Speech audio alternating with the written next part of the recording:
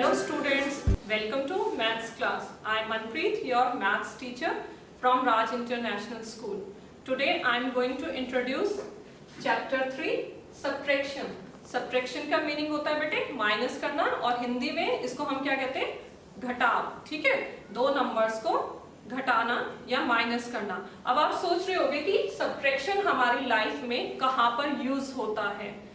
आपने देखा होगा हमारा जो भी मैथ्स हम सीखते हैं सारा हमारी लाइफ से रिलेटेड है. तो आपको अभी एक एग्जांपल से समझाऊंगी मैं हम सब्ट्रैक्शन कैसे यूज करते हैं. आप सब लोग जू में गए हो, देखा होगा आप में से बहुत सारे बच्चे गर्मी की छुट्टियों में जू में घूमने जाते हैं ना. तो आप सबने देखा होगा जू में क्या होता है, बहुत सारे एनिमल्स.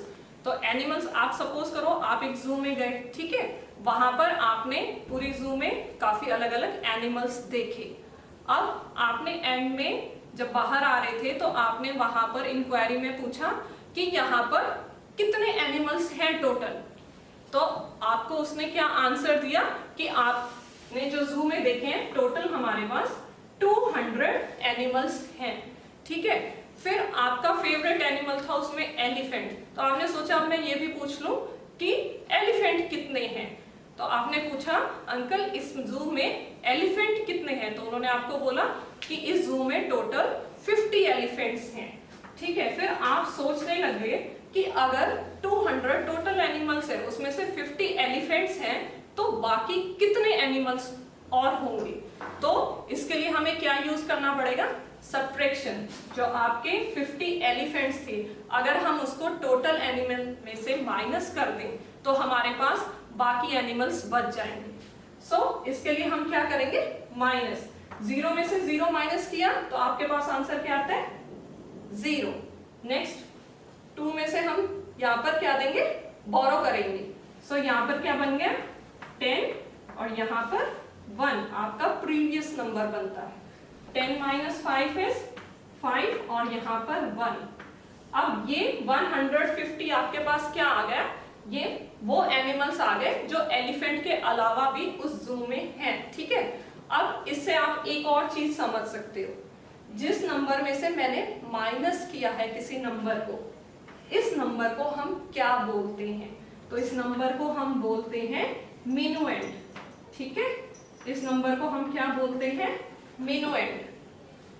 और जो नंबर सब्ट्रैक्ट किया जाता है, 50 मैंने सब्ट्रैक्ट किया है ना, तो जो नंबर सब्ट्रैक्ट किया जाता है उसको क्या बोलते हैं, सब्ट्राहेंड.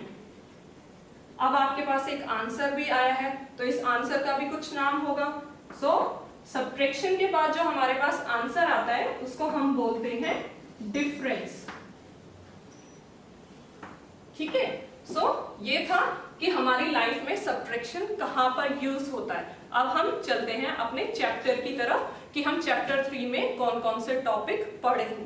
तो हमारे टॉपिक्स हैं subtraction without regrouping, then subtraction with regrouping, next is subtracting from zeros, उसके बाद है शॉर्टकट मेथड सब्ट्रैक्शन के, addition and subtraction together, word problem subtraction से रिलेटेड, और लास्ट टॉपिक हम जो पढ़ेंगे वो है एस्टिमेटिंग द डिफरेंस.